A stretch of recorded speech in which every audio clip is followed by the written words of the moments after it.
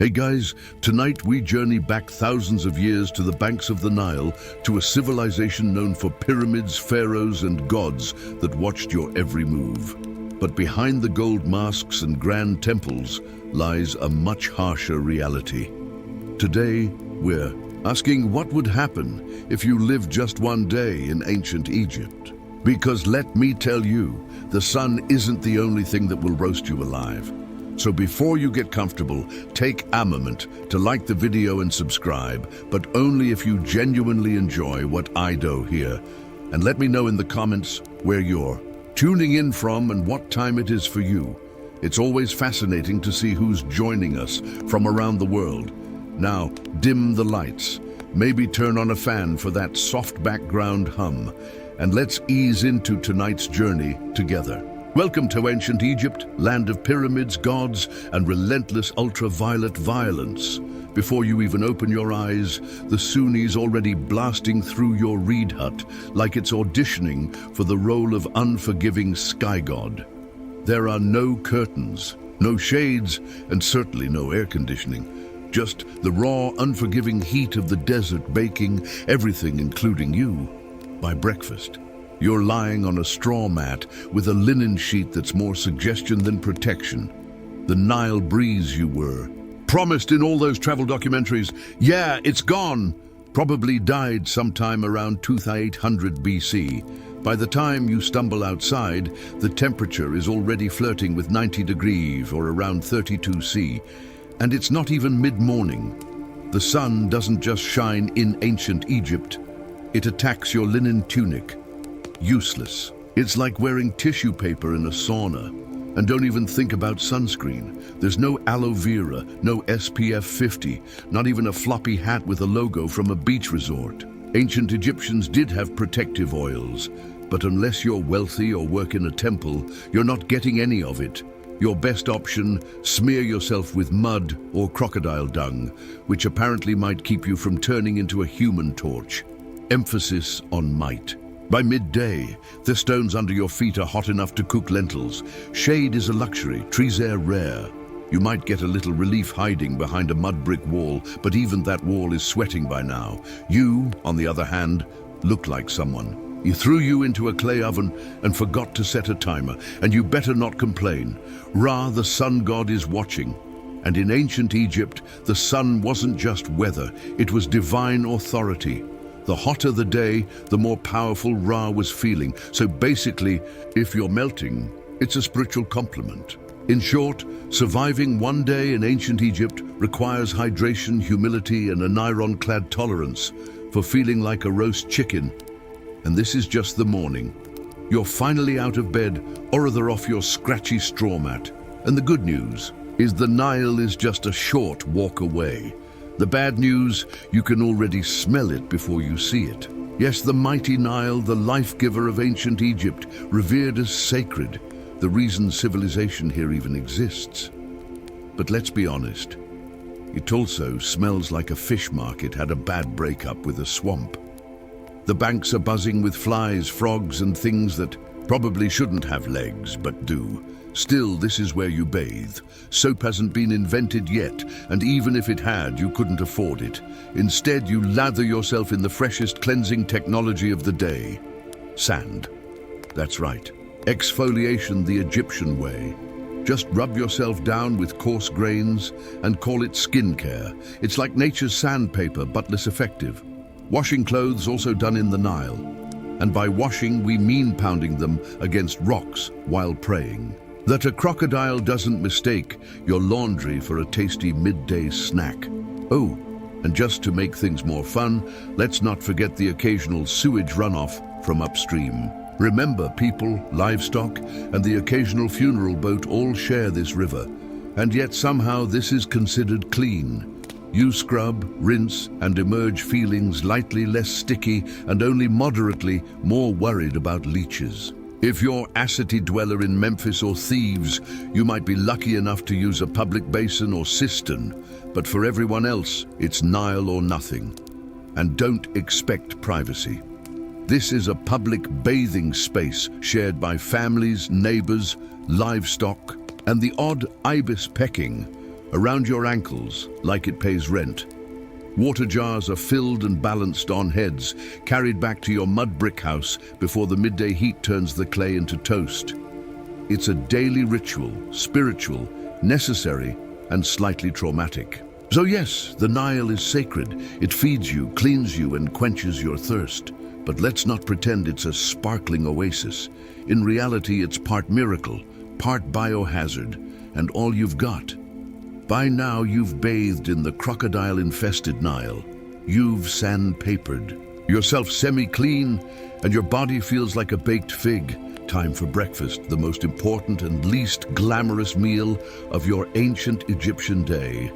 Let's set expectations. There are no eggs Benedict, no fruit bowls, and absolutely no iced lattes. Breakfast in ancient Egypt eyeless of a culinary event and more of a tactical refueling operation. You sit on a low stool if you have one, or just squat in the corner like everyone else. The centerpiece of your meal.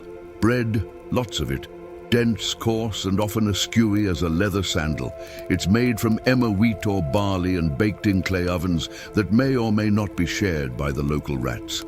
And don't be surprised if there's sand in your slice, not as a topping, just an uninvited ingredient from the grinding stones. A daily dose of minerals, you could say. Then comes the beer. But don't get excited. This isn't crisp, bubbly craft ale. This is thick, cloudy, lukewarm liquid bread, more porridge than pint. It's packed with calories and vaguely fermented. A medieval smoothie with the faint taste of sour cereal and survival. Even children drink it. Not to be edgy, but because it's safer than water. At least the brewing process boils out the parasites, unlike the Nile, which we just discussed, is basically a petri dish. If you're lucky, and we mean very lucky, you might get an onion or a few dried dates to go with your carbon foam combo. Protein, only if someone caught a fish and didn't immediately eat it raw. And as you chew your rock-like loaf and sip your grain sludge, flies buzz around you like it's a buffet, because it is, for them. You swat at them with one hand, hold your cup with the other, and try not to think too hard about the fact that this is likely the best meal you'll have today. Breakfast in ancient Egypt isn't about flavor, it's about function. It fuels your body just enough to survive until the next time someone hands you another sand-infused brick of bread. Bon appetit, you've had your gritty bread, your chunky beer, and just enough for us to call yourself functional. Now it's time to work. And trust me, ancient Egyptian labor makes modern burnout look like a spa day, unless you're a scribe, priest, or royalty, which, let's be honest, you're not. Your job is pure muscle and dust. No air-conditioned cubicle, no coffee breaks, no ergonomic chairs. Just sweat, sand, and a constant risk of collapsing before noon. If you're a farmer, you'll be ankle-deep in Nile mud. By sunrise, yanking weeds or planting barley under the eye of an overseer whose hobby seems to be yelling. You use wooden plows, crude sickles, and your bare hands. If your back hurts, congratulations, that means it's working. If you're a laborer, things get even more biblical. Imagine hauling multi-ton stones for temple construction under a blazing sun, while barefoot up ramps made of gravel and prayer. There's no ocean here, you trip. That's a broken ankle and a shrug from the foreman. Working on tombs, that's another level of grind. You're hammering limestone, chiseling out burial chambers for people who will get to rest longer than you ever will. And if you mess up a pharaoh's tomb, let's just say job security might involve a sealed chamber and a curse. And if you're a woman, you're not off the hook. Domestic work is also physical labor. Grinding grain, hauling water, weaving linen, caring for kids, and still helping in the fields. Your break is when the baby naps for 7 minutes. While you prepare dinner, you eat on the go. You wipe sweat with your tunic. You keep moving because slowing down means falling behind. And falling behind means someone else gets your grain quota and you get the blame. There's no clocking out. The sun is your supervisor. When it finally sinks behind the horizon, you crawl home half alive, dust-caked, and dreaming of softer sandals and a less aggressive sun god.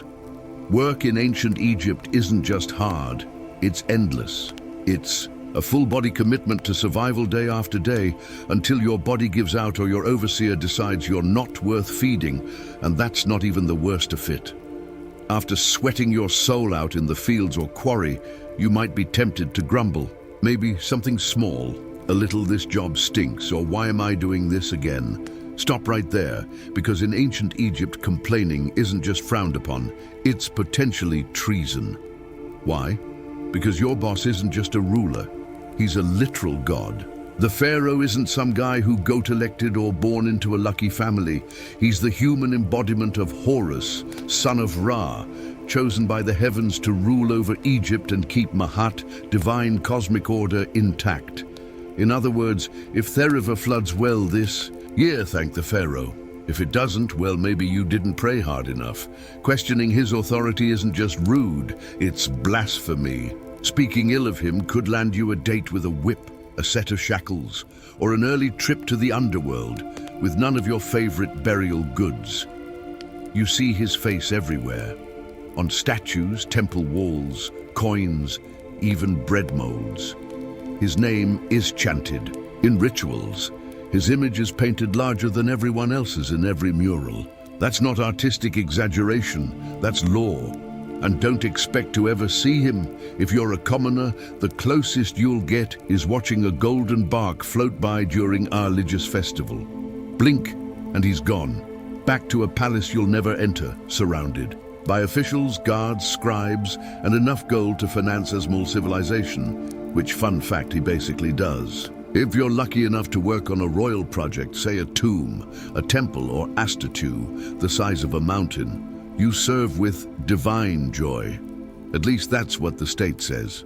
You say it too, because pretending you're honored to carve stone for 14 hours a day is safer than the alternative.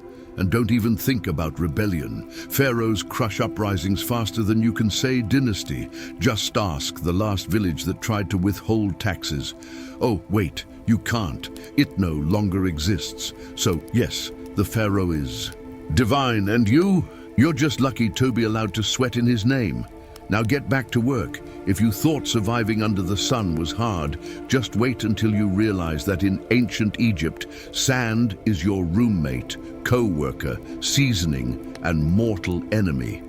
It's everywhere. In your clothes, in your bed, in your food. There is no escaping it. You could be working, praying, sleeping, or minding your own business in the market. And suddenly, a gust of hot wind sweeps by and turns your face into a grainy exfoliation experiment you didn't ask for.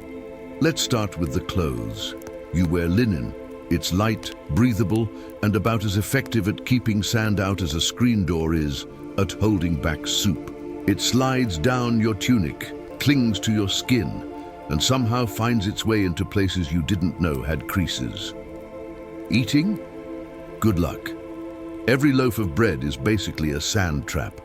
Since flour was ground between stone slabs, little bits of grit made their way into the dough. Egyptians didn't just eat their wheat, they ate their millstones too. It's why ancient dental remains are often worn flat like river rocks. Imagine chewing your breakfast while also filing yours daily. And if you thought your house was a sand-free zone, think again. Your mud brick home has gaps, crevices, and windows with no glass. Perfect portals for wind-blown sand. Your floors are covered. Your cooking pots are full. Your bed is basically a sandpit disguised as furniture. Shoes optional at best. Most Egyptians walked barefoot, meaning you're always one step away from turning your feet into battered leather sandals. If you do have footwear, it's usually a basic pair of sandals made from reeds. Fashionable, perhaps. Protective? Not remotely. Then there are sandstorms, Egypt's version of a slap from the gods. Sudden, swirling, blinding. One moment, you're talking to a friend. The next, you're spitting dust and feeling like someone dumped an entire beach into your eye sockets. Visibility drops to zero, and everyone around you turns into vaguely coughing silhouettes. In short, sand is the roommate who never leaves, the spice in every meal, and the silent enemy of your eyes, lungs, and dignity. It's not just the backdrop of your life. It's part of your body now. And no, you can't wash it off. You already tried in the Nile, which is probably full of more sand. In ancient Egypt, religion isn't just a weekend activity. It's the operating system for everything. Your job, your diet, your hygiene routine, your bedtime rituals, all dictated by gods who seem to have very specific opinions. First, understand this. The gods are everywhere. Your town has temples to a dozen different deities, each responsible for some vital function. There's Re, who pilots the sun across the sky like it's a divine Uber. These headed god of wisdom is in charge of scribes and moon calendars. Sobek, part crocodile, part nightmare fuel, guards the Nile. And Bastet, Thikat goddess, basically runs public relations. Forget personal freedom. Your daily routine revolves around pleasing them. Wake up, thank Ra, spill some beer, apologize to Hathor, stub your toe, curse quietly, or risk attracting aspirate with a grudge. Before meals, you offer a bit of food to the gods.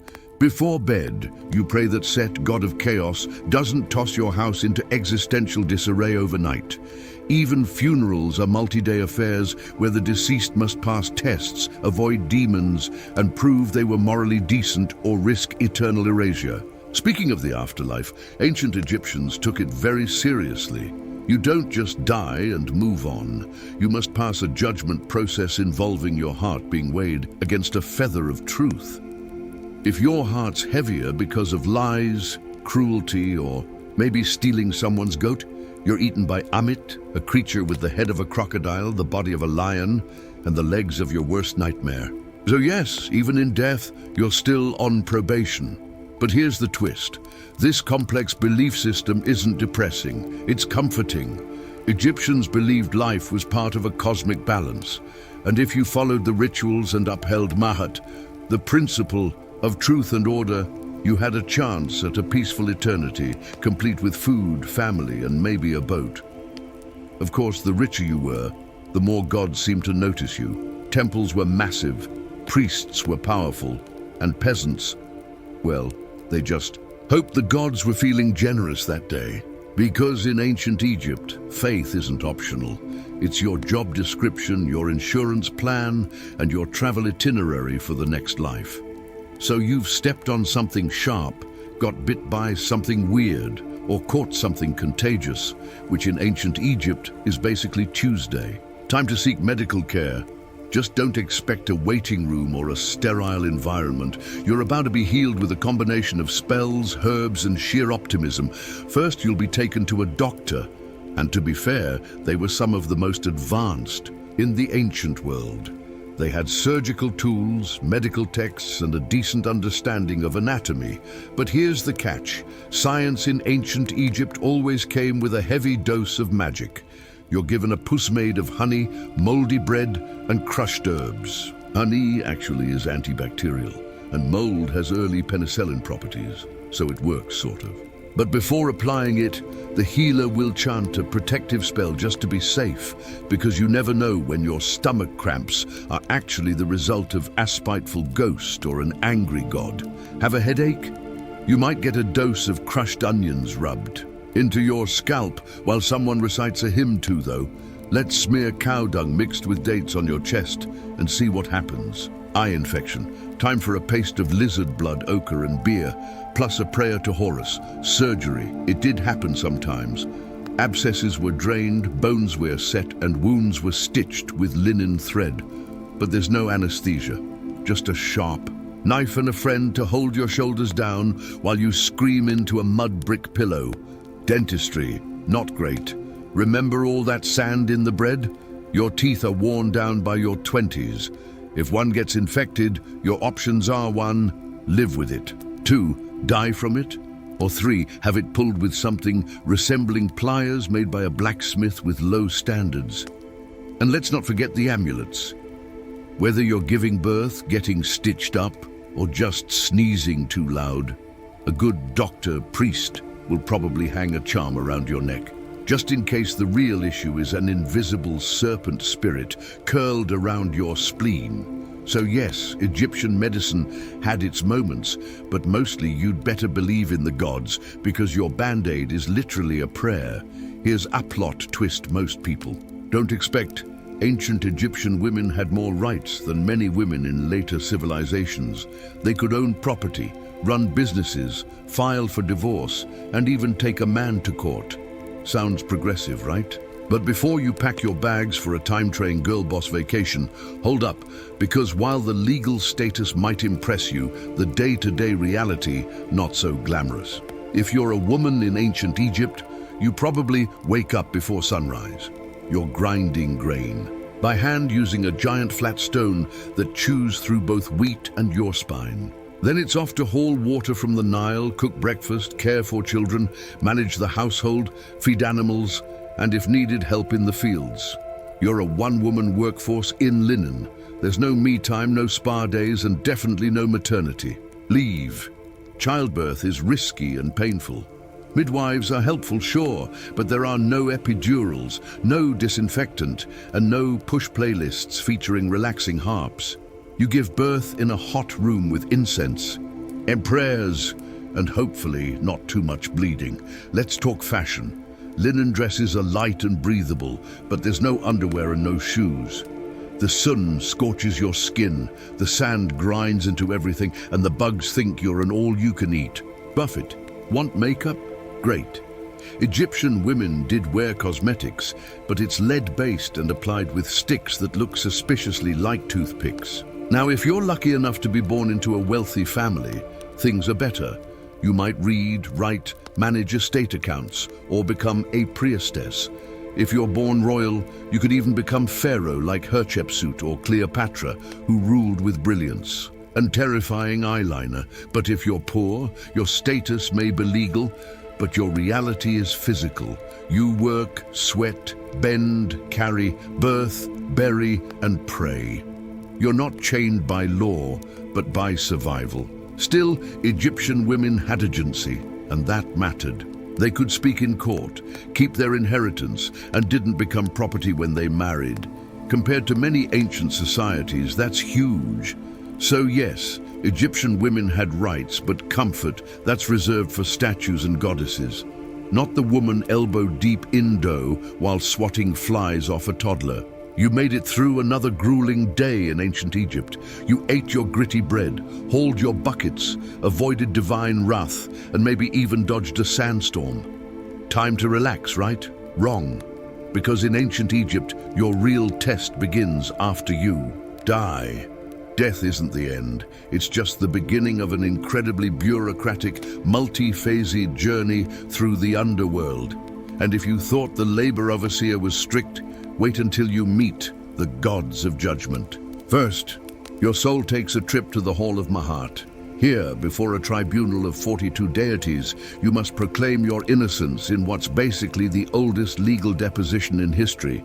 You say things like, "I did not steal, I did not lie, I did not covet my neighbor's donkey," all while hoping the gods buy it. Then comes the heart test. Literally, your heart, believe Toby, the seat of the soul, is placed on a scale opposite the feather of Mahat, the symbol of truth, justice, and balance. If your heart is heavier than the feather, well, that means you've lived a wicked life. Enter Amit. Part lion, part crocodile, part hippo. All terrifying. She doesn't arrest you, she doesn't find you. She eats your soul, destroying it forever. No afterlife, no second chances, just eternal non-existence, which in a culture obsessed with eternity is the ultimate punishment. And it gets better. You can doom yourself not just by actions, but by words. One wrong confession, one forgotten line during your judgment, and boom, spiritual obliteration. It's like an open book test where failure means getting devoured by a mythological death hybrid. If you do pass, congratulations. You get to enter the field of reeds, a peaceful, idealized version of Egypt, where your soul lives forever with boats, with crops, with family, and presumably with fewer sand fleas. But the stakes enormous. That's why Egyptians obsessed over tomb preparation, funeral rites, and magical texts like the Book of the Dead, a spiritual cheat sheet full of prayers, spells, and helpful tips like don't insult the crocodile god. So yes, the afterlife might be beautiful, but only if you live your life very carefully. One curse word, one unpaid temple tax, and your next stop is lunch for Amit. Sleep tight. If there's one small mercy in ancient Egypt, it's this linen. Blessed, breathable linen. Your entire wardrobe and everyone else's is made from this plant-based fabric. It's light, cool, and lets your skin breathe in the scorching heat. That's the good news. The bad news, that's pretty much where the comfort ends. Whether you're a farmer, builder, priest, or vendor, you're wearing the same outfit every day. For men, a short white kilt or loincloth. For women, a straight sleeveless linen dress, sometimes held up by straps, sometimes not. If you're upper class, you might have pleat or beads or fancy patterns. If you're not, it's plain white or slightly grayish, depending on how long it's been since laundry day. Oh, and laundry day, you're hand scrubbing your clothes in the Nile while hoping a hippo doesn't emerge mid-air. Most people go barefoot. Sandals made from woven reeds or leather are reserved for special occasions or temple priests. So unless you're royalty, expect to spend your days with hot sand between your toes and possibly a sharp rock in your heel. Accessories, absolutely, but mostly functional. Amulets for protection, necklaces to show status, and eye makeup made from powdered coal, which wasn't just for fashion. It helped reduce glare from the sun and supposedly warded off infections. Yes, even eyeliner had a job in ancient Egypt. But no matter how well you dress, the bugs don't care. Flies, gnats, mosquitoes. They treat your airy outfit as an invitation. You're walking through the day, swatting constantly, rubbing on perfumed oils, and praying that your linen doesn't stick to you like a wet curtain the moment the sun reaches full strength. And of course, your outfit doesn't change with the seasons, because Egypt doesn't really have seasons, just hot and slightly less hot. So, your linen ensemble is basically your year-round uniform, whether it's 110 dig or a chilly 70 dig evening. So, yes, Egyptian. Clothing was light, elegant, and far more comfortable than what Romans would wear later, but don't let the breezy outfits fool you. Because no matter how floaty your tunic feels, your life is still heavy with labor, heat, sand, and bugs that refuse to respect your personal space. You've survived another blistering Egyptian day, hauling bricks, dodging sandstorms, and praying your linen doesn't disintegrate mid-task. But in ancient Egypt, survival is always temporary, because no matter how tough you are, you probably won't live past 35. Let's break it down. If you make it past childhood, which is already an achievement considering infant mortality rates were sky high, you're thrust straight into adulthood by age 13. Marriage, work, and child rearing all start early, because honestly, you're running out of time. You might die from heat stroke or an infected cut or childbirth or crocodiles or scorpion stings or bad bread. And forget antibiotics. If you get a fever, the best treatment is honey, herbs, and hoping the gods don't have other plans for your soul. But there's the twist. Egyptians weren't scared of death, they planned for it.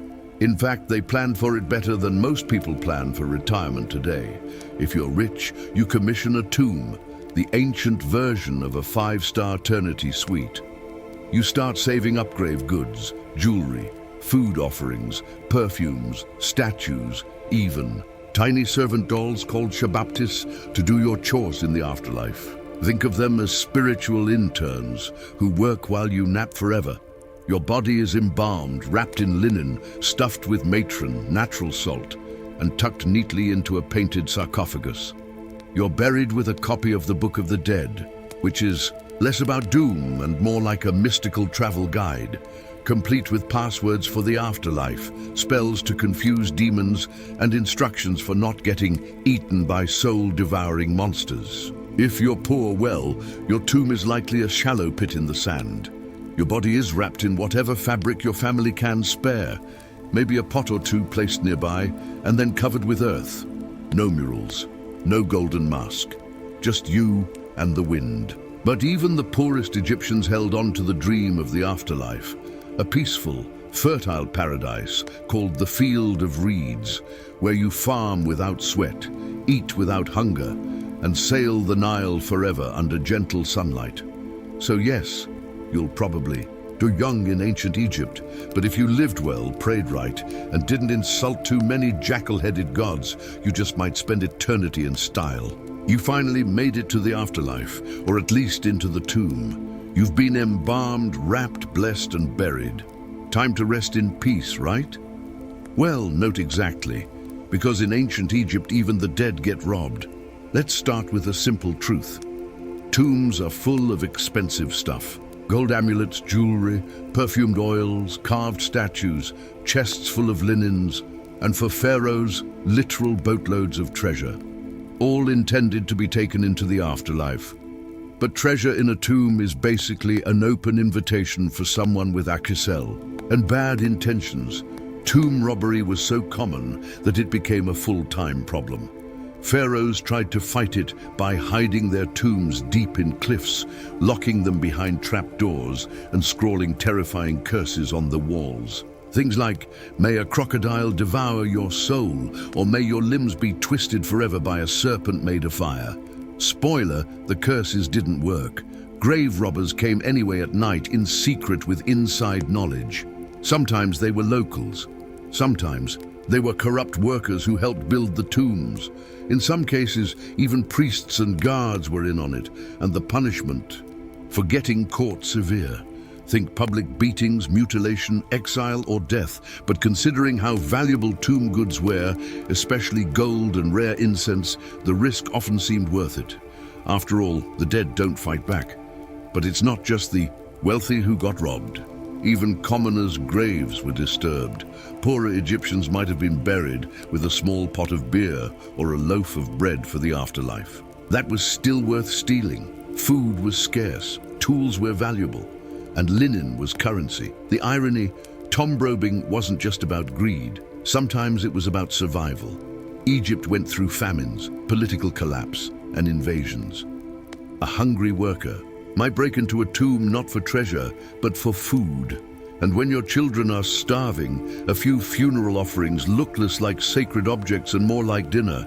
So in ancient Egypt, you're not safe just because you're dead. Your tomb can be looted, your name erased, and your mummy unwrapped by some desperate soul with a pickaxe and poor moral judgment. Rest in peace, only if no one knows where you're buried. We've all seen them. Those majestic, mysterious carvings on the walls of temples and tombs. Birds, eyes, snakes, lotus flowers, men walking sideways like they're on a fashion runway. Ancient Egyptian hieroglyphs. Visually stunning and insanely difficult to learn. Sure, they look cool, but try reading them. Hieroglyphs weren't just decorative art. They were a full-blown writing system with over 700 characters and growing. Some symbols represent entire words, others are sounds, and many are determinatives, which clarify meaning because, writing the word star with an actual star symbol might be too straightforward. And don't expect space or punctuation. Ancient Egyptian writing was basically one long, beautiful riddle with artistic flair, zero vowels, and a deep need for context. Oh, and it can be written left to right, right to left, or top to bottom, depending on what the scribe felt like that day. The trick, look at which way the birds or people are facing. That's your reading direction. If they're facing right, read right. Facing left, read left. And if they're upside down, good luck. Learning to write hieroglyphs wasn't for commoners. Literacy was rare. Maybe 1% of the population could actually read and write. If you wanted in, you had to become a scribe, which meant years of intense education, starting as a child.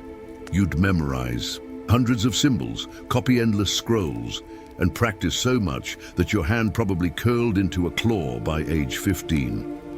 But the payoff, huge. Scribes were respected, well-fed, and never made to haul bricks under the sun. Instead, they wrote tax records, court documents, letters, and religious texts. They were essential to society and protected from most manual labor. In a world where writing was power, scribes ruled quietly from the shadows. For the rest of the population, though, writing was something magical. Literally, hieroglyphs were believed to have sacred power. Writing someone's name preserved their soul. Erasing it totaled spiritual annihilation. So, yeah, spelling really mattered. So while hieroglyphs may look like ancient emoji, they're more like a linguistic Rubik's Cube wrapped in myth, math, and mystery. Beautiful? Yes. Easy to learn? Absolutely not. After 14 chapters of heat, hunger, sand, superstition, and backbreaking labor, it's time to ask the big question. Would you survive a single day in ancient Egypt? Let's be honest, probably not. Sure, it's easy to romanticize the ancient world. Golden tombs, lotus-scented air, graceful hieroglyphs, gods with animal heads, and a thing for order and beauty. But behind the iconic monuments and stunning art was a world of brutal realities that spared no one but the light. Your average Egyptian day started with a dirt floor, a cloud of flies, and the knowledge that if you didn't work, you didn't eat. You walked barefoot on blazing sand, hauled water, cooked over open fires, lived shoulder to shoulder with bugs, smoke, and livestock. You worried about disease, divine punishment, and whether a snake might slither into your sleeping mat. You had no toothpaste, no medicine, nor retirement plan, and if you were lucky, maybe 2 changes of linen. You served Agad king who could take your land with a decree, a climate that cooked your skin by noon, and a religion that required you to pass a literal divine test after death just to get into the good version of the afterlife. Let's also not forget the things you didn't have. No antibiotics, no sunscreen, no privacy, no plumbing, no painkillers, and no easy escape. Once you were born into your class, that was it. No promotions, no career changes, no finding yourself. You were either a scribe, a farmer, a laborer, a mother, a servant, or dead. And yet for all this, the ancient Egyptians weren't miserable. They believed deeply in their gods, their purpose, and the beauty of life. They loved music, dance, food, family, and festivals. They joked, they painted. They imagined eternity with enough clarity to build stone monuments that still stand today. But for a modern person, without your air conditioning, your filtered water, your Advil, your sneakers, and your smartphone, you'd fold before the second sandstorm hit. So no, you wouldn't last a day in ancient Egypt. But that's okay because they lasted thousands of years, and maybe, just maybe, that's why we still talk about them. In the heart of ancient Teotihuacan, one pyramid refuses to be forgotten. Its surface is adorned not with peaceful symbols of faith or gentle gods, but with snarling, open-mouthed stone serpents, dozens of them. They jut out from the temple's facade as if frozen in mid-strike, fangs bared, eyes wide. This is the temple of the feathered serpent, known to many as the temple of Quetzalcoatl. But unlike most temples that reach for the sky with reverence, this one feels different. It feels predatory. From the moment you approach it, there's an eerie sense that you're being watched. The stone serpent heads aren't mere decoration. They were warnings, symbols of divine wrath. And beneath their gaze, something horrific once unfolded. Excavations over the past few decades have revealed something that archaeologists didn't expect. Hidden beneath. The temple's base were not just ceremonial offerings, but something far more disturbing. Human remains. A nota handful. Over 200 bodies, many of them decapitated, hands bound behind their backs. Young men, warriors perhaps, buried in groups, ritual. Sacrifices arranged with mathematical precision.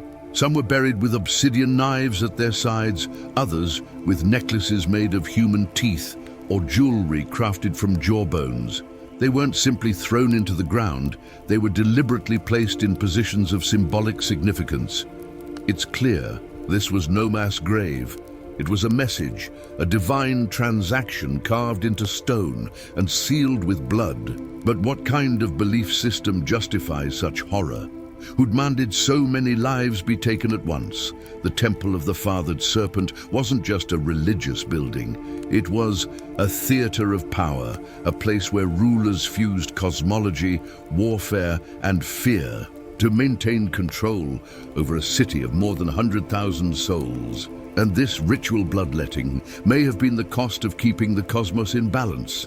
As you stand before this temple today, gazing at those stone serpents, you're not just looking at art or architecture.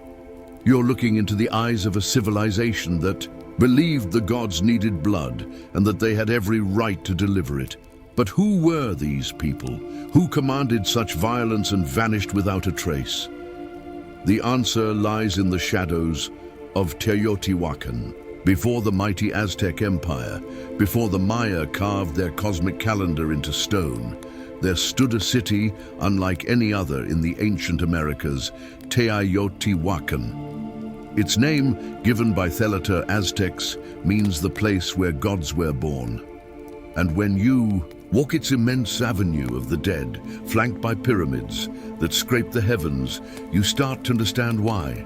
At its height around 100 to 250 CE, Teotihuacan was a sprawling metropolis of over 100,000 people, making it one of the largest cities in the world at the time, rivaling ancient Rome, Alexandria, and Chang'an in size and influence. It was a city meticulously planned, wide boulevards, gritted streets, apartment compounds housing extended families, multi-story structures made from volcanic stone. And at the center of it all, three massive pyramids. The Pyramid of the Moon, the Pyramid of the Sun, and the Temple of the Feathered Serpent. But here's what makes Teotihuacan different. No one knows who built it. Seriously, to this day, we don't know the name of the people who constructed this place. We don't even know what they called themselves. There are no written records, no king's name carved into stone. Teotihuacan seems to have been a society ruled not by a single monarch, but perhaps by a council, a theocracy, or something altogether foreign to our understanding of ancient power. And despite this anonymity, their influence was colossal. Evidence of Teotihuacan's power has been found hundreds of miles away from the Maya cities of Tikal and Copan, to the distant Zapoch capital of Monte Alban. Obsidian blades, ceramic styles, murals, and even political meddling. In one case, Teotihuacan emissaries may have helped overthrow a local Maya king to install a ruler more favorable to their interests. But how did they maintain such a vast network? How did a city with no known writing system command such authority across Mesoamerica? The answer may lie in how they combined cosmic ideology with statecraft. Their temples were more than places of worship. They were tools of control, aligning perfectly with astronomical events, serving as theaters of ritual sacrifice and reminding every citizen and every visitor that Teotihuacan was no ordinary city. It was the axis of the world, a sacred engine that kept time, fate, and blood flowing in sync. And at the heart of it all stood the Temple of the Feathered Serpent. To understand the temple, you must first understand the deity it was dedicated to, the Feathered Serpent. Known later by the Aztecs as Quetzal, Coatl, and to the Maya as Kulkin, this figure is one of the most enigmatic gods in all of Mesoamerican mythology. But in Teotihuacan, centuries before the Aztecs rose to power, the feathered serpent was already a central, possibly supreme divine force. But here's the paradox. What kind of god is both a serpent and a bird? Think about that. Serpents slither through the underworld. They shed their skin, symbolizing rebirth, duality, and death. Birds soar high in the sky, closer to the sun, representing freedom, divinity, and life-giving wind. To combine these two, earthbound and sky-dwelling, death and life, chaos and order, was to create something entirely cosmic, something terrifyingly powerful. The feathered serpent wasn't just a god, he was a bridge between worlds. On the facade of the temple, carved in deep relief, we see dozens of his images: goggle eyes, bared teeth, plumed headdresses. Some historians believe these represent the god himself. Others suggest they're warriors or priestly figures adorned in divine regalia to signal their authority. Either way, they are everywhere. The temple is covered in these snake-bird hybrids, as if the structure itself breathes with divine presence. But the feathered serpent wasn't just a god of the heavens. He was intimately tied to sacrifice. Blood was the fuel that kept the cosmos in motion. And Quetzalcoatl, though later remembered as a gentle, civilizing deity, had a much darker role in Teotihuacan. He demanded offerings, and not just of maize or incense, but of life itself. In some myths, he descended into the underworld to retrieve the bones of the dead and create humankind. But to bring life from death, there had to be a trade. The gods sacrificed themselves for humanity, and humans in return were expected to do the same. The Temple of the Feathered Serpent wasn't just a monument to faith. It was a cosmic engine designed to link the sky, the earth, and the underworld through ritual. Every stone, every serpent head, every buried victim fed into that system. Teotihuacan didn't just worship the feathered serpent. They embodied his logic, paradox, power, and blood. And the most disturbing truths were hidden beneath the surface. For centuries, the Temple of the Feathered Serpent stood silently, a weathered, imposing structure, half swallowed by time. Locals whispered legends, scholars made guesses, but no one could have imagined what was buried beneath its layered stones until archaeologists broke through in the late 1980s and early 2000s. What they found wasn't just unexpected, it was unsettling. Hidden beneath the temple's foundations were a series of long sealed chambers and pits, each filled with carefully arranged human remains. These weren't the messy results of war or disease. These were deliberate sacrifices, systematic, ritualistic, cold. The victims, numbering over 200, were young men, many between 15 and 25. Some wore necklaces made of human jawbones. Others had their hands tied behind their backs. A few were decapitated. Obsidian knives, sharp and black as night, were scattered nearby. The unmistakable tools of ritual slaughter. And this is where it gets darker. The arrangement of the bodies followed geometric and symbolic patterns. They weren't buried randomly. They were placed in quadrants, cardinal directions, possibly to mirror the cosmos. Even the number of bodies mattered. It wasn't just about death. It was about meaningful death. Offerings surrounded the victims. Jaguar, bones, serpents, exotic shells from the distant Gulf Coast, figurines and obsidian blades that had never been used in battle. This wasn't punishment, it was a gift. These young men, most likely warriors, had been selected not to die in disgrace, but to die as part of something transcendent. To the Teotihuacanos, every act of building a temple may have required human sacrifice. It was as if every stone had to be consecrated with blood. Every layer raised only after an offering had been made. The deeper you dig, the more sacrifice you find. In one chamber, archaeologists discovered elaborate tunnels filled with mercury and mica materials associated with the underworld. The floor glimmered like water. Was this a symbolic passage to the land of the dead, a mirror of the night sky? The more they excavated, the more it felt like the temple was not built on top of death, but constructed to encase it. The blood didn't stain the stone by accident. The stone was meant to hold the blood, and all of it was for the gods. Look closer at the Temple of the Feathered Serpent, and you'll notice something strange, something unnerving. It doesn't just sit on the landscape, it aligns with the universe. Teotihuacan wasn't built randomly. The entire city was laid out along precise cosmic axes. Its central avenue of the dead runs at a 15-degree angle off true north. Not a mistake, but a deliberate shift. possibly toe line with the setting of the Pleiad star cluster or the sun on specific ritual dates. The Temple of the Feathered Serpent sits directly along this avenue, locking it into a grand celestial blueprint. But why? What were they trying to align with? Archaeologists and archaeoasters have debated this for decades. Some suggest the temple lines up with the equinox sunrise. Others argue it connects to Venus, the planet most sacred to Mesoamerican civilizations, often associated with war, sacrifice, and rebirth. When Venus rose or set, wars were declared, offerings made, and temples activated with ritual fire. Even the temple's dimensions seem intentional.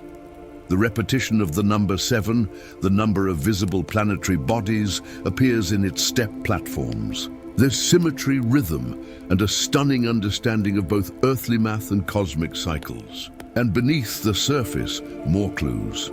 In 2003, archaeologists uncovered a tunnel beneath the temple, not a crude passage, but a deliberately constructed subterranean world. The walls were once covered in powdered pyrite, a shimmering mineral that would have reflected light like starlight. Combined with mercury pools and micro-lined walls, the tunnel seemed designed to replicate the cosmos itself. To walk through it would be like traveling through the Milky Way, a symbolic journey to the underworld, or perhaps Torbirth. Was this temple not just a place of sacrifice, but a cosmic machine? A portal that aligned earth, sky, and the spirit realm. Some scholars believe Teotihuacan saw time as circular, not linear. Every ritual, every building, every sacrifice wasn't a one-time event. It was part of an eternal cycle, death leading to renewal, sacrifice fueling rebirth.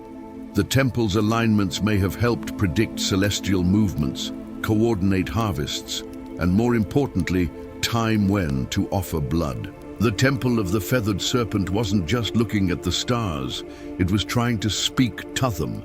The Temple of the Feathered Serpent wasn't just a spiritual beacon, it was a political weapon. Its very design was meant to overwhelm, to intimidate, to remind every viewer, local or foreign, who held the reins of power in Teotihuacan. Imagine standing in its shadow 2,800 years ago. You, a visitor from a smaller city-state, would arrive at the Avenue of the Dead, already a rugby the sheer scale of Teotihuacan. But when you reached the Temple of the Feathered Serpent, you'd freeze. The serpent heads stare at you, their fangs bared.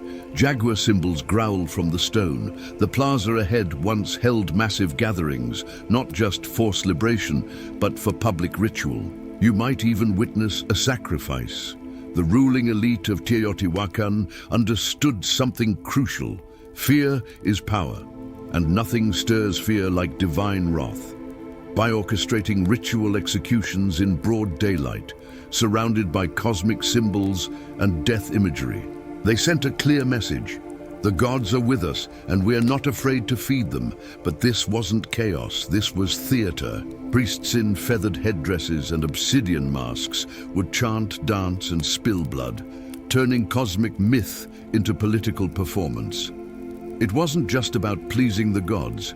It was about reminding everyone watching that Thessaty's rulers had direct access to the divine. They alone could open the heavens or summon rain, protect the people or destroy their enemies. Even the architecture helped reinforce this propaganda. From the temple's upper tiers, leaders could look down upon the plaza. They controlled not just their narrative, but the very physical space in which it unfolded. The people looked up at the gods, at the rulers, at the sacrifices, and knew their place. And for outsiders, Teotihuacan didn't need to conquer with swords. It conquered with symbols. Visiting dignitaries would carry home tales of awe and terror.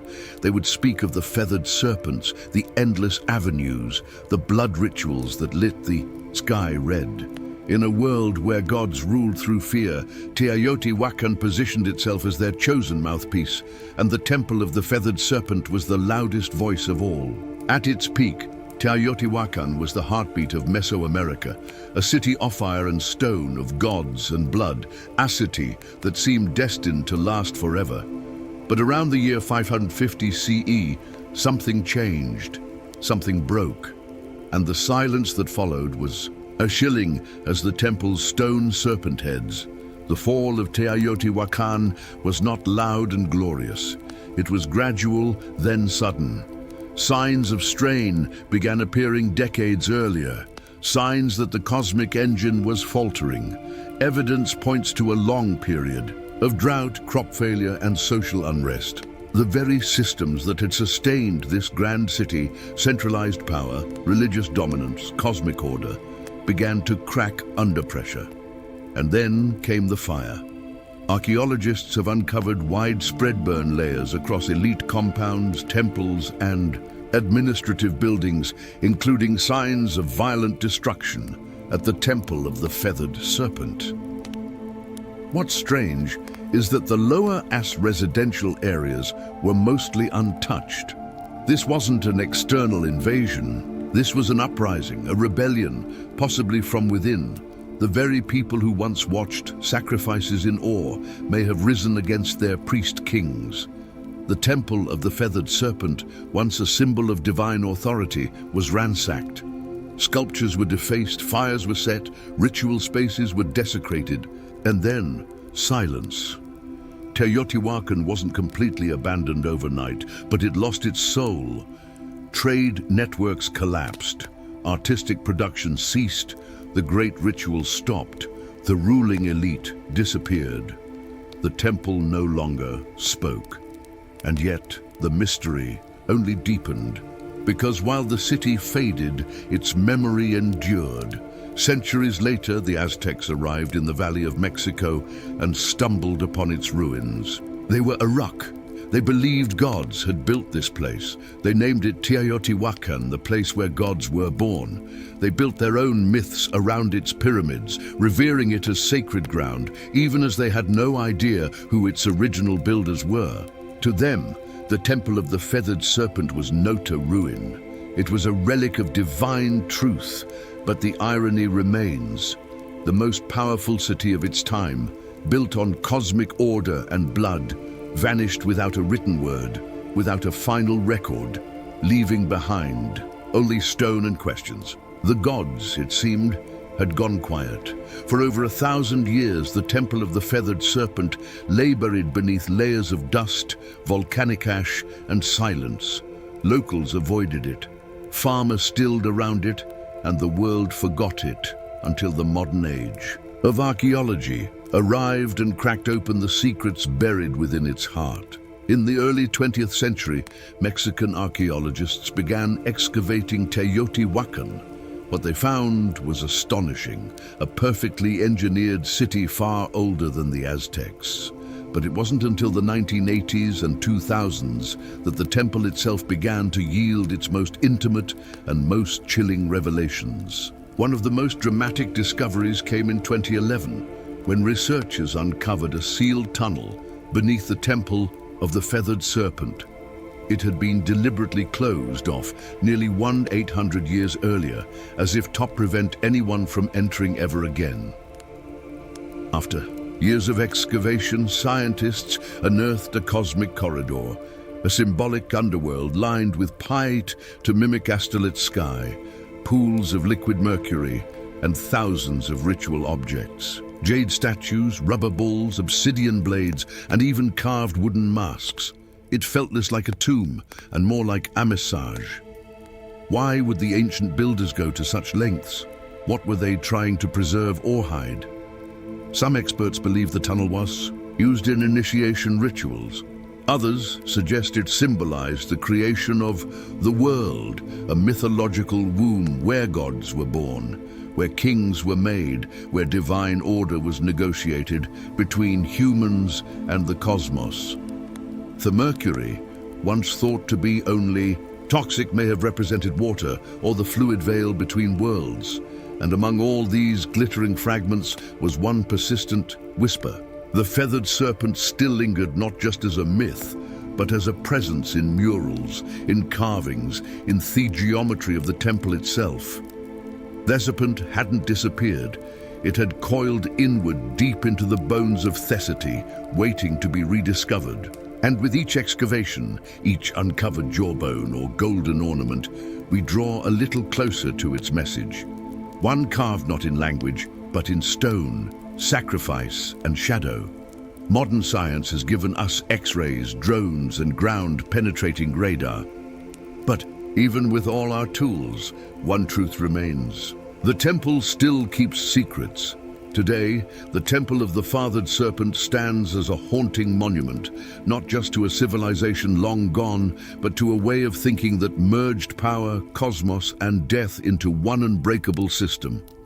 Tourists snap photos. Children run past the stone serpent heads, but the ground beneath their feet is soaked in 1,000 untold stories and over 200 known human sacrifices. And still the temple endures. Its legacy is not just architectural, it's psychological, spiritual, cultural. The feathered serpent, this paradoxical god of sky and earth, continued to evolve. He would be adopted by the Toltecs, then reborn by the Aztecs as Quetzalcoatl, where his myth took on a gentler tone. The bringer of knowledge, the god who wept for humanity, the one who vowed to return. This reimagining of the serpent god shows how myths don't die, they transform. Even in modern Mexico, echoes of the feathered serpent persist in art, in murals, in literature, and in national identity. The temple's image has appeared on coins, stamps, and even government buildings.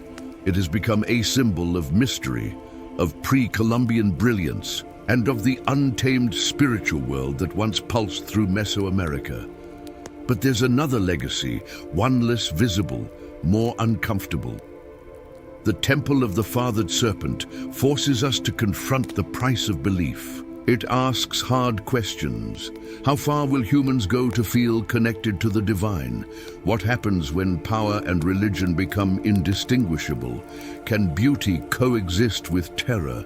In many ways, the temple isn't just a historical site. It's a mirror, a reflection of us. Our fascination with life after death, our hunger for meaning, our capacity to build monuments of staggering beauty and to stain them with blood. The temple teaches us that greatness comes with shadows, that civilizations can soar to impossible heights, while burying their secrets beneath the stones.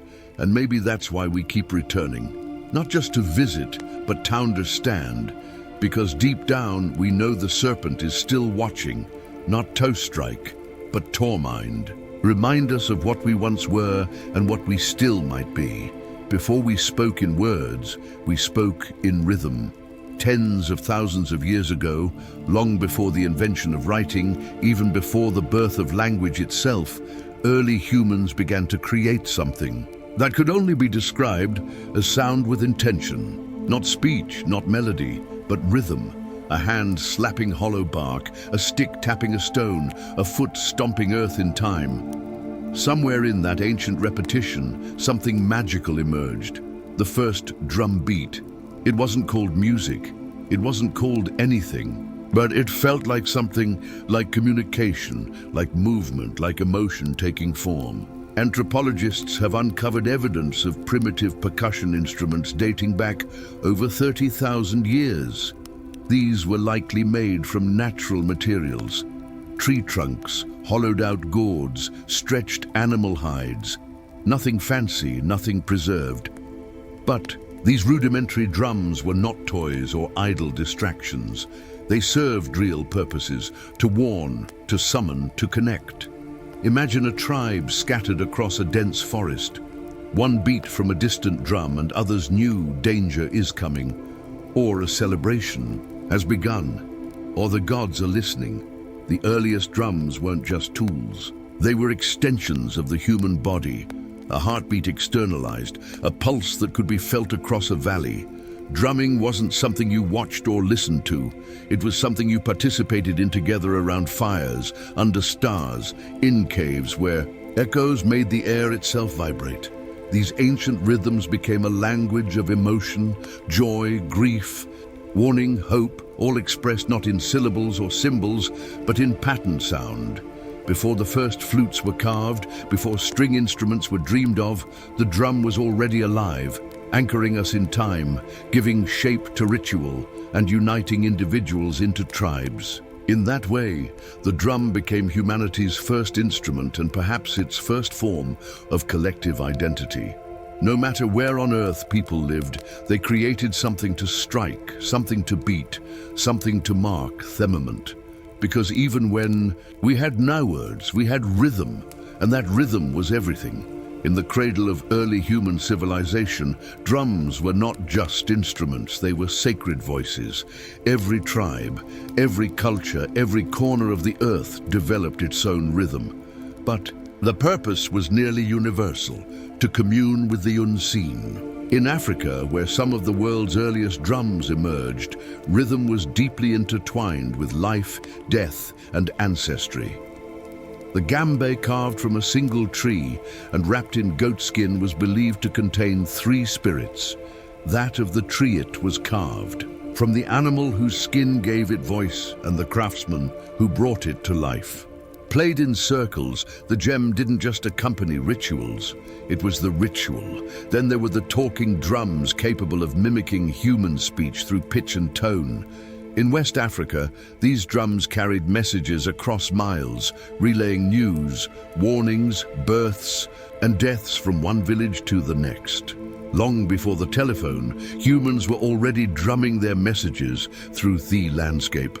Across the oceans, Native American tribes treated the drum as a living entity. It was the heartbeat of Mother Earth, played in ceremonies to honor ancestors, summon healing, or guide the souls of the dead. The large powwow drum played by a circle of drummers was both a musical and spiritual engine, a communal pulse that aligned humans with nature and spirit.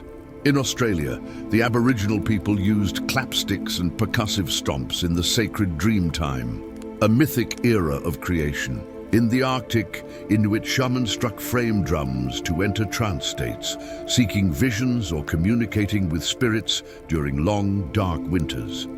These weren't performances. These were acts of survival, healing, storytelling, and connection. To drum was to remember, todrum was to belong, and always it was communal.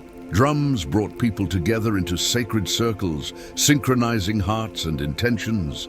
No sheet music, no stage, just bodies moving, hands striking, souls stirring, all unified by rhythm. It didn't matter where on earth you stood.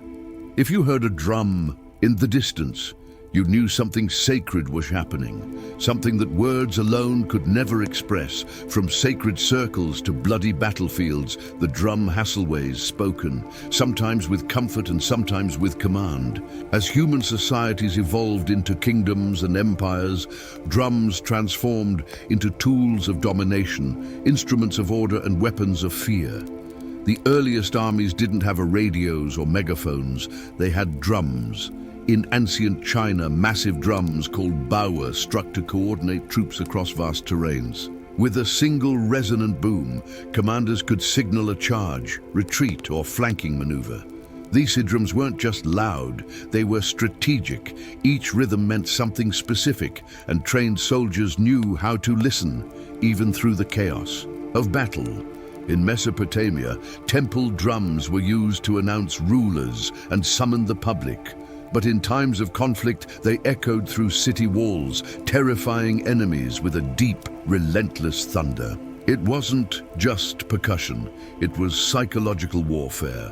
When the Romans marched, they brought with them the tympanum, a frame drum used in processions and by cults like that of Cybele.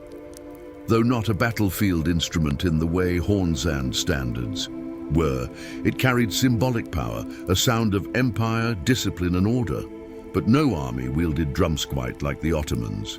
Their meta bands, the world's first known military orchestras, unleashed an overwhelming storm of drums, cymbals and horns before battles. The relentless pounding of curse, giant kettle drums and davul, double-headed bass drums, struck terror into the hearts of enemy forces. Some European accounts describe soldiers freezing in panic before even seeing the Ottomans, paralyzed by sound. Drums also enforced power off the battlefield. In royal courts across Asia, Africa, and Europe, drum ensembles announced arrivals, marked coronations, and underscored political rituals. To beat a drum was to declare power is present. Even enslaved people in the Americas used drums as tools of resistance. On plantations, rhythmic communication kept culture alive and helped orchestrate secret rebellions. The drum, even under oppression, refused to be silenced. So whether it signaled divine right, military discipline, or raw fear, the drum has always carried a message. This is who rules, this is who marches, and this is the rhythm of power. As civilizations branched out across continents, so too did their rhythms, evolving in form, purpose, and philosophy. In the East, drums became tools of precision, spirituality, and ceremony. In the West, they leaned into military power and eventually orchestral grandeur. Two worlds, two paths, one heartbeat. In India, the drum became a sacred instrument of divine language. The tabla, with its crisp tones and fluid grace, was used in classical music and devotional performances. But it was more than accompaniment. It was conversation. Each stroke had a name, a meaning, a syllabus identity. Indian drumming wasn't just percussive, it was spoken poetry trained over decades. The table player was not just a musician, he was a linguist, over rhythm. In Japan, the Tao drum emerged as a ceremonial giant, played in Shinto rituals, theater, and war. Tao required not just technical skill, but physical discipline.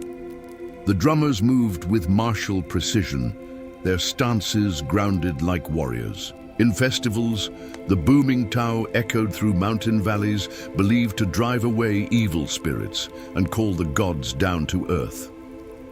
Meanwhile, in Indonesia, the kendang drum led the hypnotic flows of gamelan orchestras, guiding dancers and musicians in sacred temple ceremonies. These rhythms were layered, interlocked, and celestial, a sonic reflection of cosmic harmony. Across the world, in Europe, drums had a different story. They were largely utilitarian during the medieval period, signaling soldiers, marking time, enforcing discipline. It wasn't until the Renaissance and Baroque eras that drums began to enter formal music. Even then, they were kept in the background, tony, thundering beneath royal fanfare or echoing in grand cathedrals. In this divergence, you see two philosophies. The East saw rhythm, art, and spirit, something tied to breath, chant, and meditation. The West saw it as structure and force, a tool to rally, march, and measure. But both understood the drum score power, to shape time, to dictate pace, to elevate ritual, to connect humans in ways that transcend language. East or West, sacred or strategic, the drum remained central, always listening, always speaking. From mountaintop temples to jungle clearings, from desert fires to candlelit cathedrals, drums have always had a place where the human meets the divine. Long before organized religion took root, rhythm was already a sacred language, a way to pray, to summon, to transcend. In Africa, drums were not just instruments, they were spiritual beings. In Yoruba traditions, for example, the bata drum was used to communicate with the Orishas, gods, and ancestral spirits. Drummers weren't performers, they were priests. The rhythms they played were encoded prayers, inviting the gods to descend and dance among the living. Each pattern had a purpose, each beat a direction. In Hinduism, the drum appears even in the hands of gods. The deity Shiva, in his form as Nataraja, dances the cosmic dance of creation and destruction with a small hourglass-shaped drum in hand, the damaru. Its beat represents the pulse of the universe itself. From silence to sound, from void to form, the drum is a divine heartbeat, In Buddhism, the ritual frame drum is used in monastic chants and meditation ceremonies. Its slow, soft strikes guide breath and awareness, acting like a metronome for the soul. It's not loud, it's not aggressive. It simply reminds the practitioner to return again and again to the present moment. Across the Americas, indigenous tribes use drums in vision quests, sweat lodges, and healing ceremonies. The beat is constant, steady, mimicking the rhythm of the womb, helping participants enter trance states or connect with ancestral spirits. In these spaces, the drum doesn't just accompany prayer. It is the prayer, even within Christianity. Where rhythm was often subdued, the drum still found a sacred role. In gospel traditions, particularly in African American churches, drums became a means of praise and power. A heartbeat behind voices lifted in devotion, a reminder of struggle, hope, and divine rhythm in every life. No matter the faith, the ritual, or the god invoked, the drum has been there, not as decoration, but as a vessel for energy, intention, and the mysteries we cannot speak. Because when words fail in worship, rhythm remains, and the divine always listens. For thousands of years, drums were solitary instruments. One body, one sound, one purpose. But in the heart of the industrial age, something revolutionary happened. In, say, factories, streets, and music halls, percussion was reimagined. And by the early 20th century, multiple drums were no longer scattered across a stage. They were united, forming something entirely new, the drum kit. It was born out of necessity. In the late 1800s, military and theater bands required several percussionists to play bass drum, snare, cymbals, and woodlocks, each handled by a different person. But space was tight and budgets were tighter. So drummers began to combine instruments into a single playable setup.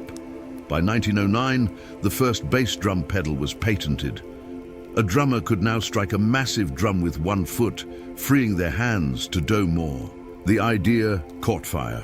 Over the next few decades, drummers added hi-hats, toms, cowbells, and ride cymbals, creating a setup that could mimic an entire percussion section, all from one seat. What emerged was more than a tool. It was a drummer's throne. And then came jazz. In smoky clubs and underground dance halls of New Orleans and Chicago, the drum kit exploded into life. Jazz drummers didn't just keep time, they played the kit like a voice with syncopation, swing, and sensitivity. Legends like Gene Creux and Buddy Rich turned the drum set into lead instrument. Rhythm became storytelling. As jazz evolved into rock, the drum kit grew louder, heavier, more powerful. The 1960s and 70s saw kits expand with multiple toms, splash cymbals, and double bass pedals. Drummers like John Bonham, Neil Peart, and Keith Moon pushed the limits of stamina and creativity. The drummer wasn't in the background anymore. He or she was in the engine. Today, the drum kit is a global staple, from gospel churches to EDM stages, from punk garages to world tours. And even as digital kits and drum machines rise, the physicality of a live drum kit, the sticks, the skins, the sweat, remains irreplaceable. It's a symbol of modern rhythm, a fusion of centuries where tradition meets innovation and where one drummer can speak with 10 voices at once. The world beats in thousands of dialects, and so do its drums. From continent to continent, culture to culture, the drum has taken countless forms, each carrying a distinct identity, sound, and purpose. These aren't just instruments. They're cultural signatures crafted from local materials, shaped by local hands, and steeped in the rhythms of everyday life. In West Africa, the JA remains a heartbeat of community gatherings. It speaks in sharp slaps and deep bass tones designed for storytelling and spontaneous conversation. Next to it, the don-don provides the foundational pulse, a rhythmic anchor around which others can dance. In Africa, a drum ensemble isn't just music. It's a conversation between spirits, ancestors, and the living. In the Middle East, the dabuka, a goblet-shaped drum made from clay or metal. delivers crisp, fast-paced rhythms, essential to belly dancing and classical Arabic music. Its voice is sharp and articulate, demanding precision from its player and movement from its listeners. Across the Caribbean and Latin America, drums tell a different story, one born from resilience and fusion. The conga, bongo, and timba reflect the blend of African, indigenous, and Spanish influences.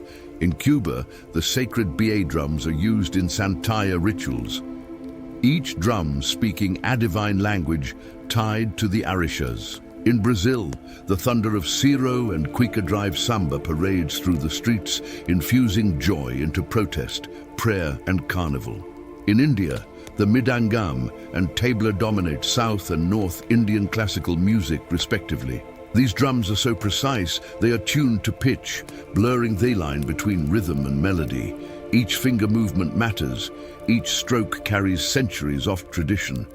Then there's the frame drum, one of the oldest in human history, appearing in everything from Persian daf to Irish bodhran, from shamanic tools to folk ensembles. Played with fingertips, mallets or brushes, it's proof that even simplicity can be sacred. What unites them all? Purpose. Whether guiding dance, healing, ritual, or revolution, each drum reflects the soul of its people. Their rhythms carry geography, history, and identity.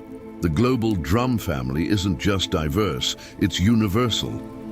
Because no matter where you go, the earth still echoes with rhythm. As the 20th century drew to a close, the sound of drums began to change. Not in rhythm, but in texture. The physical gave way to the programmable. The sweaty palms, the wooden sticks, the calloused fingertips all began to share space with circuits, pads, and software. The age of digital drums had arrived. It began in the 1970s with primitive drum machines. Early devices like the Rhythmicon and Roland CR78 that used analog circuits to simulate basic beats. At first, they sounded robotic, even awkward. But musicians saw something else: consistency, control, and endless possibility.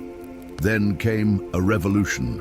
In 1980, Roland released the TR-808, a drum machine so iconic its deep booming kick and crisp snare would go on to define entire genres. Hip-hop, techno, electro, and trap were all born in part from its synthetic pulse. It was no longer about mimicking acoustic drums, it was about creating new sounds entirely. As digital audio progressed, so did the tools. Electronic drum kits like the Roland FE drums allowed drummers to play naturally while triggering thousands of sampled or synthesized tones. Artists could now rehearse, silently record without microphones, and switch drum kits with the press of a button. And with computers came digital audio workstations, DAWs like Ableton, FL Studio, and Logic. Now anyone with a laptop could build complex rhythms, layering kicks, snares, hi-hats, and sub-bass into vast sonic architectures. Finger drumming on MIDI pads became an art form of its own. Some feared this shift meant the death of traditional drumming, a replacement of human feel with cold precision. But that didn't happen. Instead, hybridity merged. Acoustic drummers began integrating triggers and samples into their kits. Producers started layering human-played drums with machine beats. The organic and the synthetic found a groove together. Digital drums didn't erase the past. They reimagined it. And today we live in a world where a single person in a bedroom can build rhythms once requiring entire orchestras, where ancient grooves from Africa, Asia, and the Americas can be sampled, twisted, and given new life in neon-lit dance floors. The tools have changed, but the purpose remains the same: to move bodies, to shape time, to make silence speak. Across every era, every empire, and every evolution in technology, one thing has never changed. The drum remains our oldest and most enduring voice. From ancient fire circles to modern concert halls, from sacred rituals to digital dance floors, the drum has never been just about music. It's about connection to ourselves, to each other, to something bigger. It is the heartbeat we all share, not metaphorically, literally, because even before we're born, nestled in the womb, the first rhythm we ever hear is that of our mother's heart, steady, safe, alive, and when life begins, we chase that rhythm forever. The drum has been our companion through joy and war, through worship and protest. It has marched beside kings and risen with rebels. It has echoed through temples and subway tunnels. It speaks in every language because it is a language, one that bypasses thought and speaks directly to the body, the bones, the blood. In moments of grief, we drum to mourn. In moments of ecstasy, we drum to celebrate. And in the quiet spaces in between, we drum to remember who we are. Today, percussion continues to evolve. You can find handpan street musicians weaving new age rhythms on city corners, indigenous communities preserving ancient drumming traditions against all odds, stadium drummers rallying crowds in unison, children banging pots and pans with instinctual joy. Even artificial intelligence is learning rhythm. But no algorithm can replicate the human soul behind a single imperfect beat. Because rhythm is not just counted, it's felt, and maybe that's why the drum has outlived empires and trends. Because deep down, we all crave the anchor of time, the shared pulse that tells us we're here together now. No matter how advanced our instruments become, or how virtual our experiences grow, there will always be something profoundly grounding about skin on skin, stick on hide, hand on wood, a beat, a breath, a beginning. The drum is not a relic of the past. It is a reminder that we were always meant to move in rhythm, to listen, to feel, to play. And as long as humanity endures, the drum will never be silent. Before Manhattan became a forest of glass and steel, it was an island of shadows, not cast by towers, but by church steeples and sloping rooftops. In the early 1800s, Thesky Line barely existed. The city clung to the southern tip of the island, a dense sprawl of brick-townist timber-framed shops and dirt-packed roads. Buildings rarely climbed beyond 5 or 6 stories, not because ambition was lacking, but because gravity had the final say. The taller the building, the more weight it carried, and with stone and brick, height came at a steep price.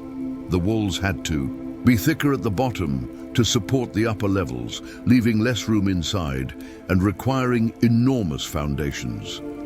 To build high was to build heavy, and heavy didn't make financial sense. So the city grew horizontally, spreading northward along a grid that had been planned in 1811, one of the boldest urban blueprints of its time. But underneath that grid, beneath the layers of cobblestone and soil, Manhattan held a secret weapon, bedrock, deep, dense, and unwavering. The granite spine that ran beneath the island would one day support some of the tallest structures in human history. But for now, it lay quiet, untouched, waiting. Life in early Manhattan was noisy but grounded. Commerce bustled in the harbor, ships lined the piers, and horses clattered through narrow streets. The economy grew, immigration surged, and the island swelled. With energy, but still the city hugged the ground. Thesky remained untouched.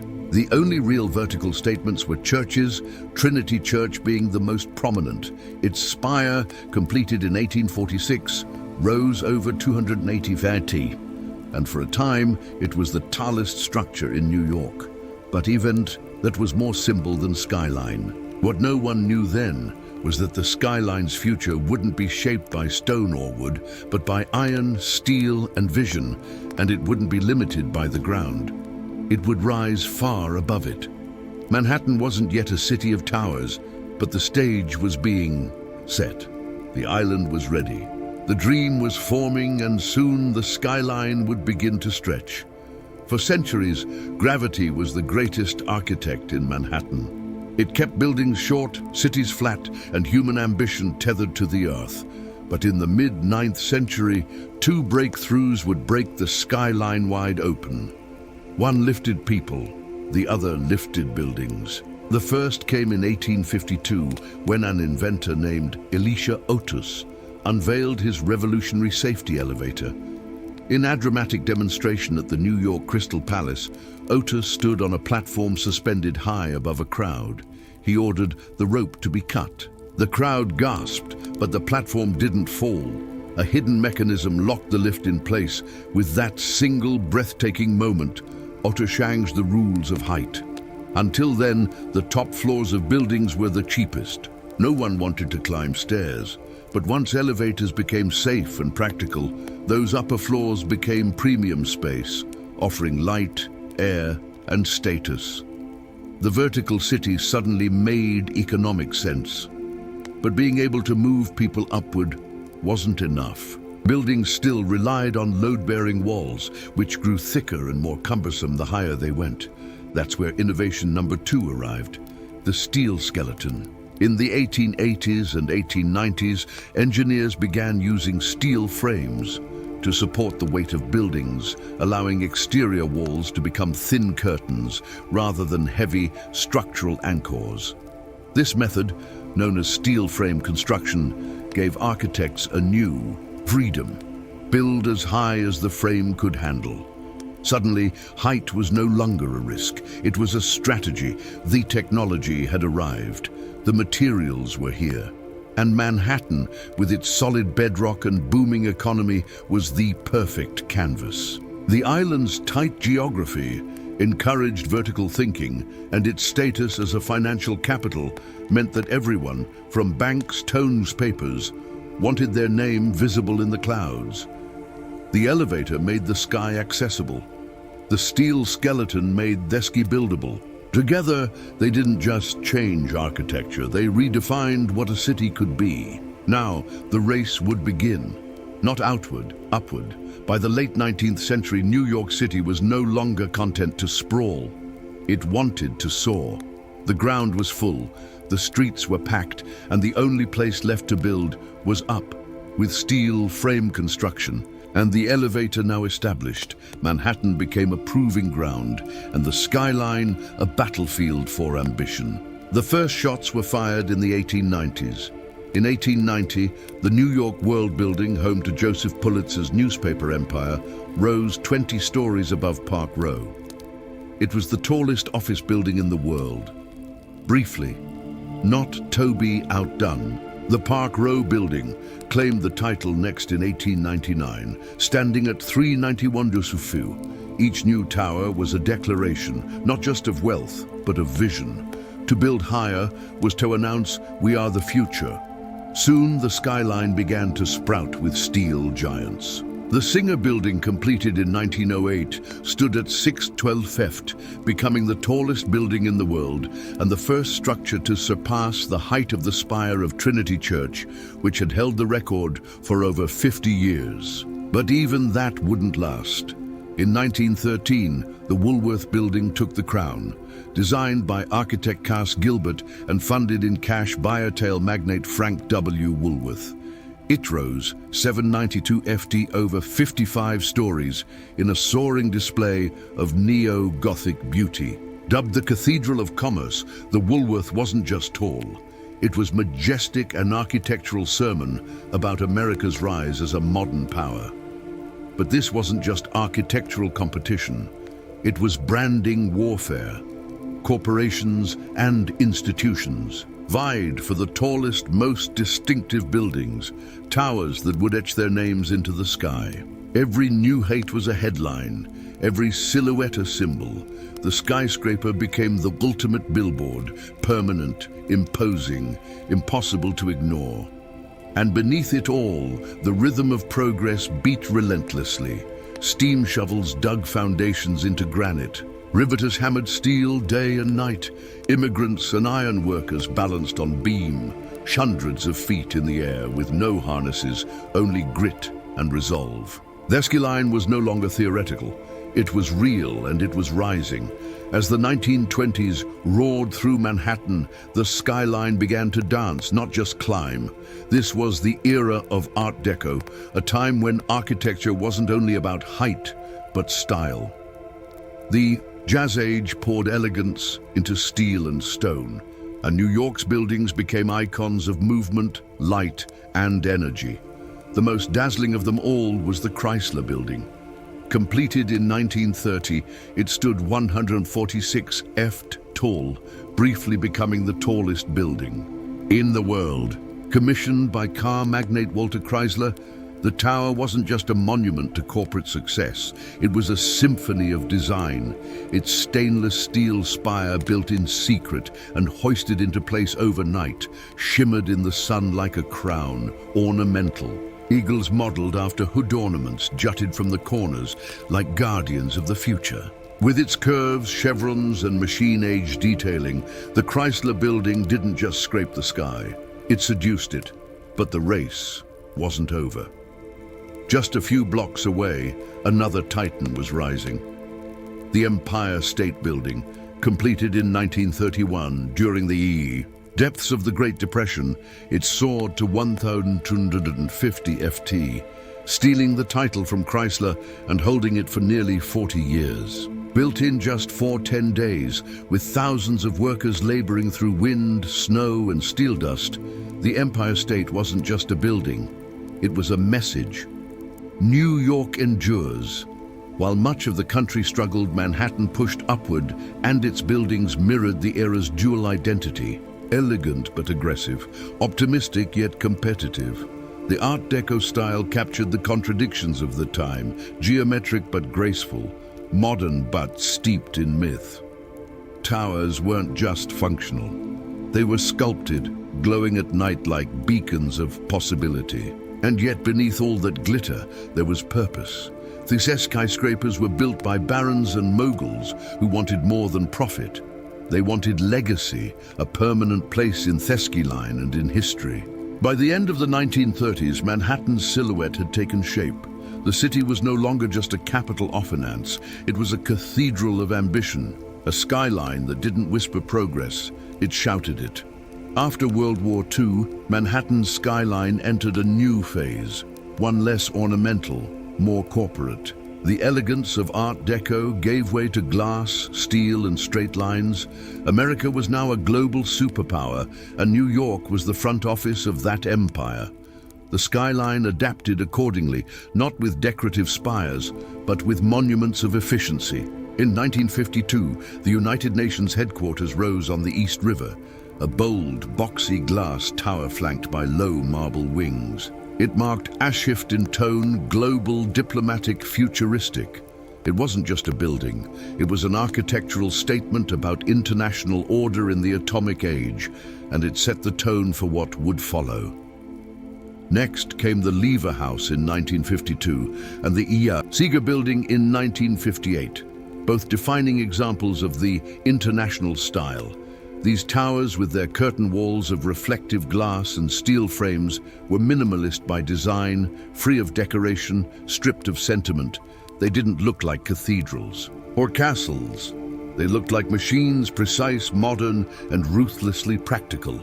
The Serum Building, designed by Ludwig van der Rehe, was especially influential. Its bronze, tinted glass, uniform grid, and open plaza introduced a new kind of urban presence. Not to impress with flourishes, but to project order, discipline, and power. This was corporate architecture at its peak, cold, beautiful, and authoritative. As businesses boomed, sodded the skyline. Midtown became the hub for America's major corporations, banks, media companies, law firms. These new skyscrapers didn't compete for beauty. They competed for square footage, for location, and for presence on the horizon.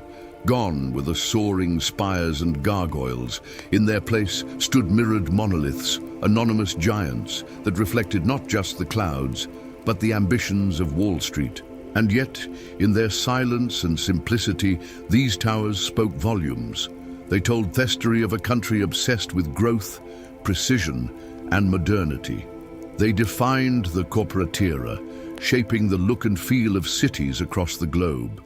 But even amid all this glass and steel, one thing remained true. The skyline was still a symbol, only now it whispered power rather than shouted beauty. By the late 1960s, New York was already a vertical masterpiece, but it still had room to dream bigger. That dream took shape at the southern tip of Manhattan, where a pair of identical towers would soon alter their ski line forever. They were bold, controversial, and unlike anything the world had ever seen. They were the Twin Towers of the World Trade Center. Conceived as a hub for global commerce, the World Trade Center project was overseen by the Port Authority of New York and New Jersey. Architect Minoru Yamasaki designed the buildings with a radical minimalist approach. Vertical lines, aluminum cladding, no setbacks. Each tower would rise over 160 ft, dwarfing every building before them. The ambition wasn't just architectural, it was ideological. A statement of global connectivity, a new temple for capitalism. Construction began in 1966. To make room, an entire neighborhood, Radio Row, was raised. The foundations required a revolutionary technique known as the slurry wall, allowing engineers to build deep into the soft riverbed while holding back the Hudson. It was one of the most challenging engineering feats of its time. When completed in 1973, the Twin Towers weren't universally loved. Some critics called them sterile or boxy. Others mourned the loss of the ornate towers of the past. But to many, the towers were pure presence, bold, confident, and commanding. They didn't dance with Thesky like the Chrysler. They didn't taper like the Empire State. They stood firm, twin pillars of certainty and scale. More than just buildings, the World Trade Center became an international symbol of business, of unity, of American might. People came from around the world to visit the observation decks, to dine at windows on the world, or simply to stare up in awe from the plaza below. For nearly 3 decades, the Twin Towers dominated Lower Manhattan. They anchored the skyline, giving it symmetry and gravitas. And while other cities built taller structures, none carried the iconic weight of those 2 towers rising side by side. The skyline had changed once again, this time not with ornament or artistry, but with monumental ambition. On the morning of September 11, 2001, the Manhattan skyline changed forever. Not by cranes or construction, but by violence and smoke. In less than 2 hours, the Twin Towers of the World Trade Center collapsed into dust, fire, and twisted steel. Thousands of lives were lost, and the 2 pillars that had once defined Lower Manhattan were gone. The attack wasn't just an assault on people or buildings. It was an assault on symbols, on what those towers stood for: commerce, modernity, freedom, ambition. For decades, the Twin Towers had defined the southern end of the island. Their clean, monolithic forms had become visual shorthand for New York itself. Now that skyline was fractured. In the days and weeks that followed, Lower Manhattan became a wound, open, smoldering, raw. Where once there had been height and light, there was only absence, and that absence echoed. Photographs of Thesky Line looked hollow, the familiar silhouette was broken, and the space that had once pulsed with global energy became known as ground. Zero. For the first time in a century, Manhattan wasn't building up. It was mourning. Thesity grieved, but it also endured. Steelworkers, firefighters, police officers and volunteers poured into the site not to construct, but to recover. Rubble was cleared. Lives were honored. Silence replaced the clang of iron. In a city always rushing forward, this was a forced pause, a long breath held in collective pain. But even in sorrow, New York did what it had always done. It looked up. Discussions about rebuilding were complicated, emotional, political. What should take the place of the towers? Should anything rise again? Could the skyline be restored without erasing the loss? For years, the hole in the ground remained, a reminder of what was and what was taken. It became sacred space. And yet, slowly, plans emerged, designs were drafted, cranes returned, steel returned, not to erase the tragedy, but to create something new beside it. But before anything was built, one truth stood clear. Thesky Line was no longer just a symbol of power or ambition. It had become a memorial, a silhouette shaped by both triumph and tragedy, and the story wasn't over. In the aftermath of devastation, a city known for speed, ambition, and movement paused, not to surrender, but Torah Imogene. Rebuilding the Manhattansky Line after 9/11 wasn't just a matter of architecture, it was a matter of identity. What would rise in place of the Twin Towers? Could anything? The answers came slowly.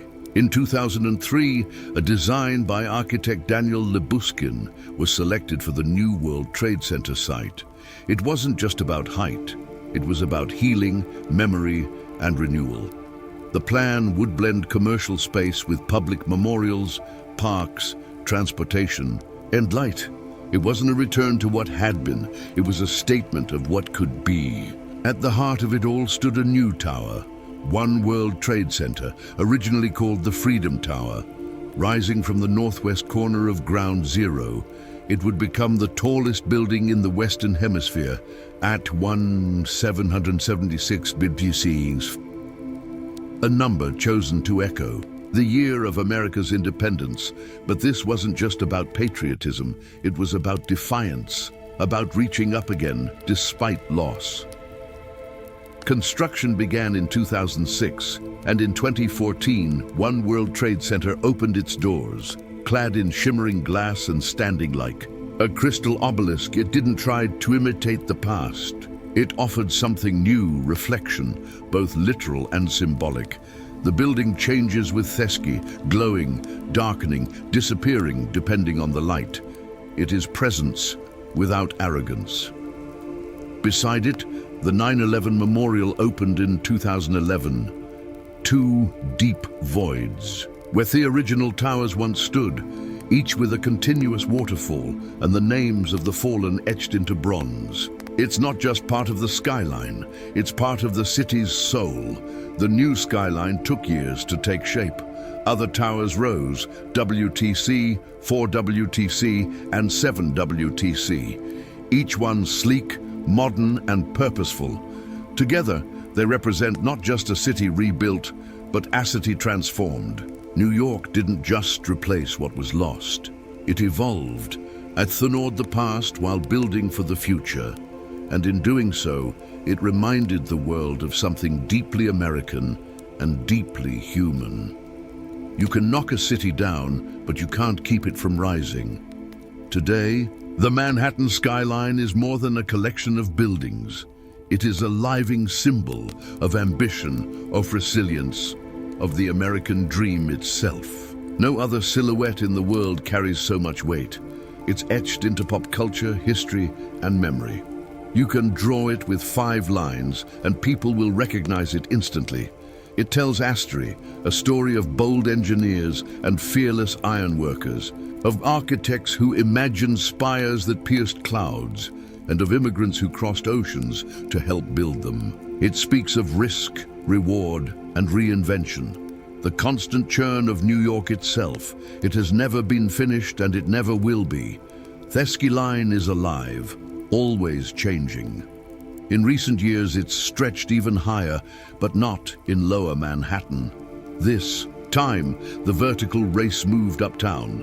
Along Billionaires Row, super slender residential towers like 432 Park Avenue, Central Park Tower, and 111 West 57th Street now rise like needles above Midtown. These skyscrapers are feats of engineering, pencil-thin, window-stid, and made for the ultra-wealthy. Critics call them sky-piercing expressions of inequality. Others see them as marvels of modern ambition. Meanwhile, in Hudson Yards, an entirely new neighborhood has appeared with gleaming glass towers, public art, and corporate headquarters, rising where rail yards once sprawled. The skyline now stretches farther west, evolving with the city's changing needs and ambitions. But even as it grows, the skyline holds its past tightly. The Empire State Building still glows at night. The Chrysler still gleams at sunrise.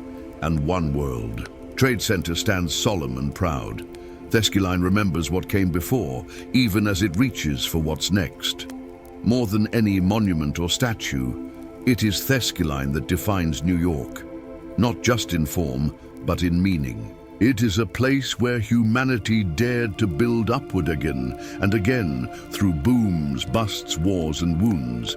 A city of millions reflected in steel and glass. It doesn't just mark where Thescity ends, it marks where dreams begin. Because in Manhattan, the sky has never been the limit, it's just the next floor.